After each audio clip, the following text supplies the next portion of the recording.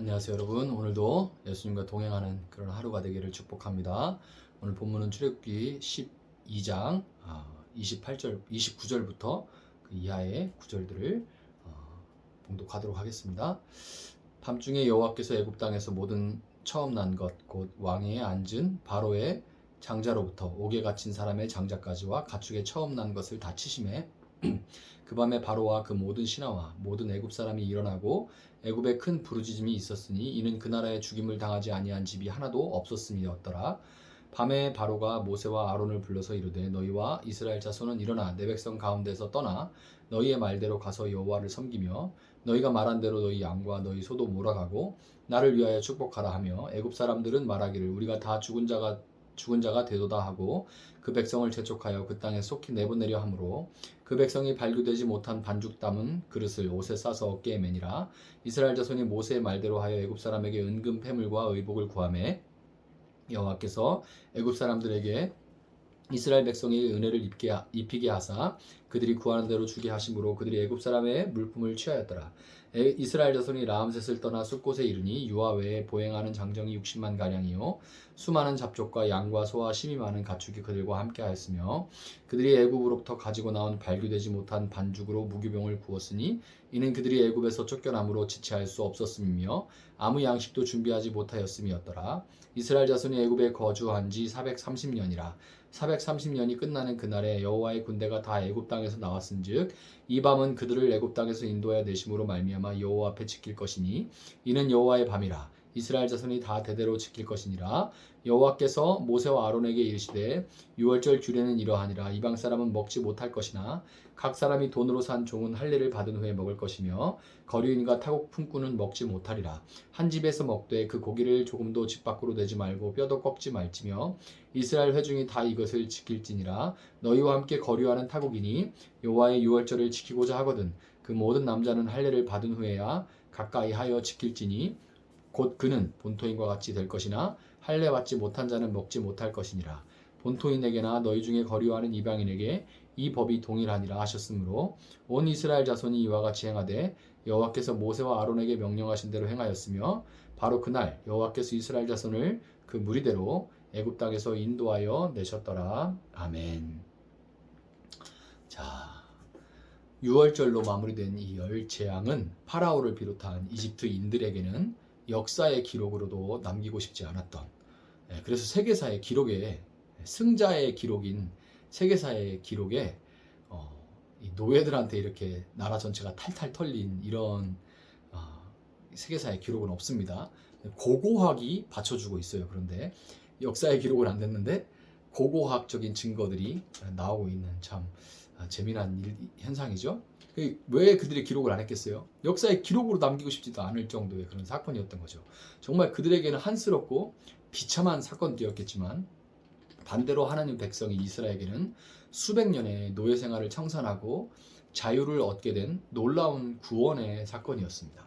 하나님은 지금 이 마지막 때에 열 재앙을 통해 이미 이 세상을 심판하고 계시고 그 역사의 끝에는 어린 양 예수의 피로 씻김을 받지 못한 모든 사람은 죽음과 함께 영원한 심판을 피할 수가 없습니다.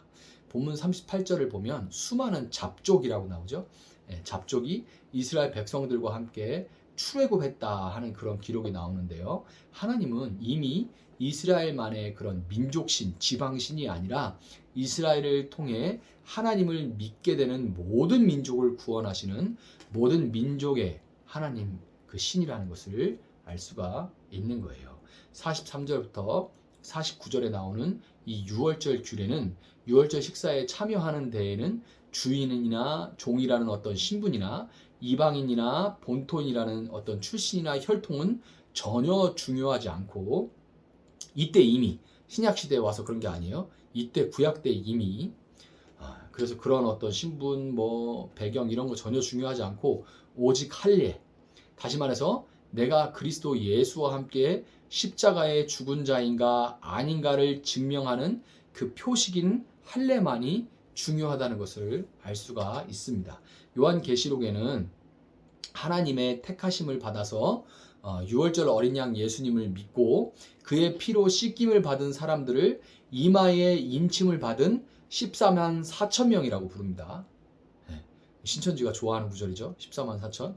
그런데 예수님 믿고 그의 피로 씻김을 받은 사람들을 전체를 이마에 인침을 받은 14만 4천 명이라고 부릅니다. 로마서 2장 28절 29절에 사도 바울은 이렇게 말하는데요. 무릇 표면적 유대인이 유대인이 아니요 표면적 육신의 할례가 할례가 아니라 오직 이면적 유대인이 유대인이며 할례는 마음에 할지니 영에 있고 율법 조문에 있지 아니한 것이라 그 칭찬이 사람에게서가 아니요 다만 하나님에게서니라. 아멘. 이런 구절이 있어요. 더 이상 육신의 할례를 받을 필요는 없지만 예수님을 믿음으로 마음의 할례를 받아서 십자가에서 그와 함께 죽고 부활하신 그분과 함께 새 사람으로 다시 사는 것이 바로 구원받은 14만 4천의 표식인 겁니다. 할례가 그렇게 이어지는 거예요. 마음의 할례로 그것이 14만 4천의 또 표식인 겁니다. 유월절 사건을 지금까지 말씀드린 것 같이 이 세상의 역사라는 그런 거시적인 관점으로 제가 지금까지 말했는데요. 이렇게 거시적인 관점, 마지막 날에 있을 제가 지난 시간에도 말씀을 드렸지만 마지막 날에 있을 것을 미리 보여주는 역할을 한다 그렇게 말할 수도 있지만 동시에 이 유월절 사건은 한 개인의 역사, 저만의 역사가 있잖아요. 여러분만의 역사가 있고 이 한 개인의 역사에 임하는 찾아오는 구원의 사건으로도 그렇게 적용해 볼 수가 있습니다. 하나님은 우리 개인의 삶에 찾아오셔서 이전까지 세상에 살던 우리가 추구하고 섬기던 신들, 따르던 그 신들, 즉 세상 정신과 가치들을 심판하시되 완전하게 하나님은 심판하십니다. 정신없이 성공만을 쫓아가던 사람들에게는 그 성공이라는 신에게 뒤통수를 한번 세게 맞아보기도 하고요. 사람을 의지하고 인정에 목말라 했던 사람은 죽고 싶을 만큼 마음 아픈 배신을 경험해 보기도 합니다. 왜 그러냐 하면 왜 굳이 이렇게 아픈 일을 겪게 하시냐면 그 누구도 이 성공에, 관계에, 돈에, 명예에, 권력의 노예로 살아왔던 자신의 처지와 형편을 이것들을 경험하지 않고서는 결코 자신의 형편과 처지를 인식할 수 있는 능력이 사람에게는 없기 때문에 그래요. 그동안 지극정성으로 섬겨왔던 세상의 신들과의 관계가 와장창 깨져서 거친 파열음이 가슴에 빗으로 날아와 꽂힐 때 사람은 비로소 가난한 심령으로 하나님의 부르심에 귀를 기울일 수가 있게 되는 것입니다. 너무 마음 아픈 소리고 저도 경험해봤기 때문에 안 겪을 수 있으면 좋겠는데 이거를 경험하지 않을 수가 없어요. 왜냐하면 안 그러면 내가 얼마나 파산된 상태인지를 모르기 때문입니다. 난 좀 괜찮은 사람 같거든요. 경험해보질 않으면. 이것을 이 세상의 신, 즉 마귀의 입장으로 보면 하나님이 자신과 자신의 노예 사이에 마귀가 볼 때는 하나님이 자신과 이 노예 사이에 끼어들어서 자기가 그동안 견고하게 구축해 놓은 그 구조, 마귀가 사실 그렇게 주지도 않는데 그렇게 노력한 거나 바란 거에 비해서는 주는 게 참 찌꺼기처럼 주잖아요. 이제 가마솥에 애굽에서 우리 나중에 이제 이스라엘 백성들이 불평하는데 애굽 가마에 있을 때는 고기 쪼가리라도 먹었는데 이런 것처럼 쪼가리에 쪼가리 고기 덩어리를 준 게 아니라 그런 거 막 내가 노력한 게 비해서는 정말 그렇게밖에 안 주잖아요. 그런데도 떠나지 못하고 벗어나지 못하고 뭔가 다음에는 잘 될 거야 하는 그런 막연한 이런 것들을 벗어나지 못하고 계속해서 그것을 추구하게 만드는 그런 구조를 쥐고 흔들면서 하나하나 박살내니까 하나님께서 자신의 나라를 지탱하는 노예를 빼앗기지 않기 위해서 마귀 입장에서는 격렬하게 저항하는 과정이 10가지 재앙의 과정이죠. 막 저항을 하는데 결국 견디지 못하고 쫓아내듯이 기분 좋게 어서 가십시오 이렇게 하겠어요?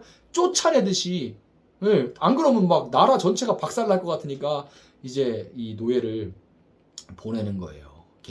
개인적으로는 그 사람을 이제 마귀가 쫓아내듯이 내보내게 되는 겁니다. 하나님은 한 개인의 삶에 찾아오셔서 시간을 두고 그의 삶에서 하나하나 그가 섬기던 우상들을 파괴해 가시며 이미 구원을 시작하셨어요.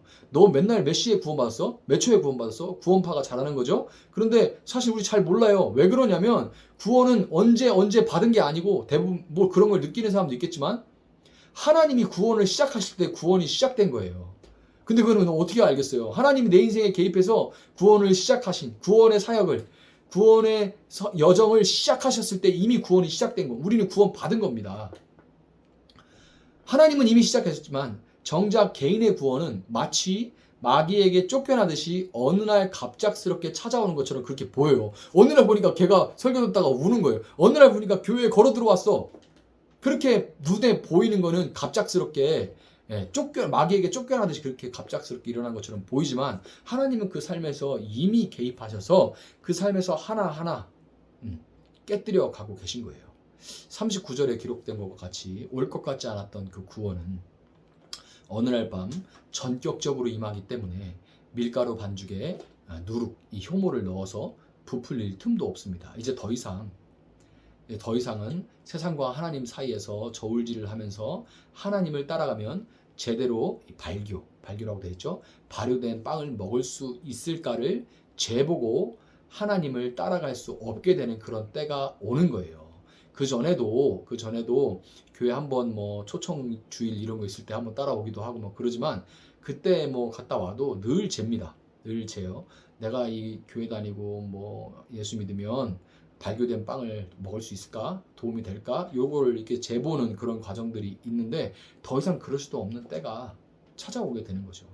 여러분, 여러분의 삶을, 이 삶의 유월절을 기억해 보시기 바랍니다.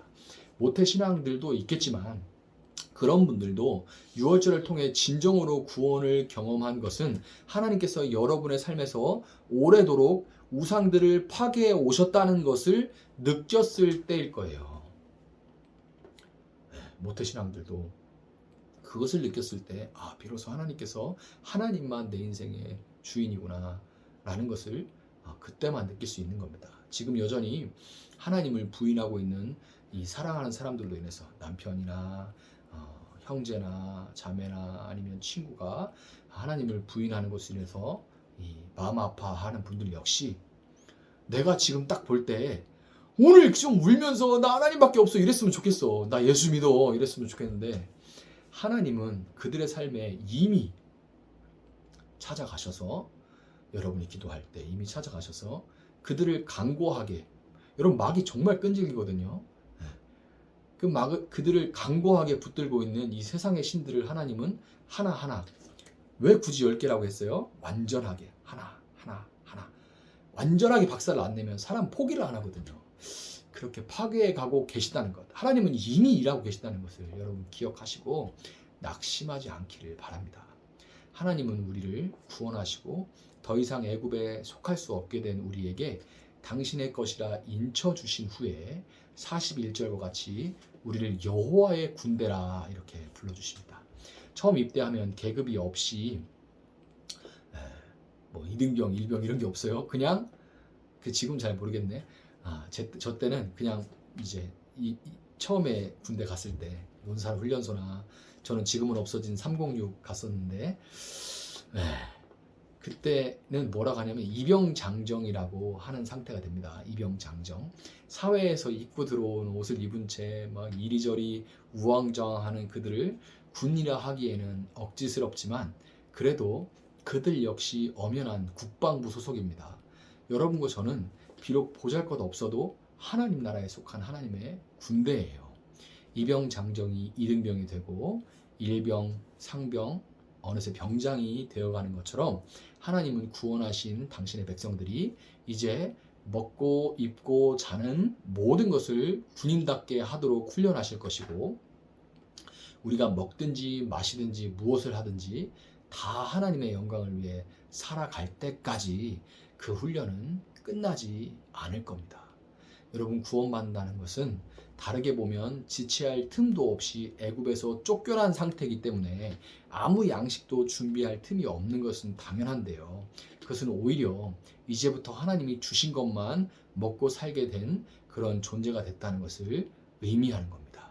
근데 여러분 어때요? 하나님은 이스라엘 백성들이 이집트 백성으로부터 은혜를 받아 그들로부터 내가 이래서 본 것도 아닌데 다 얻을 수 있도록 그렇게 하시고, 예, 또 무교병으로 화려하지는 않더라도 일용할 양식을 다 공급해 주십니다. 군인들의 의식주는 국방부가 책임지듯이 여러분의 필요한 모든 것들은 이제 하나님께서 책임지십니다. 이제 더 이상 무엇을 먹을까, 무엇을 마실까, 무엇을 입을까가 아니라 우리를 하나님 나라를 위해서 싸울 군사들로 불러주신 하나님 마음에 합한 자들로서 먼저 기도 가운데, 오늘 기도 가운데 그 나라와 의를 구하며 하루를 시작하는 여러분의 하루가 되기를 주님의 이름으로 축복합니다. 제가 한번 기도하겠습니다. 사랑하시는 하나님 감사합니다.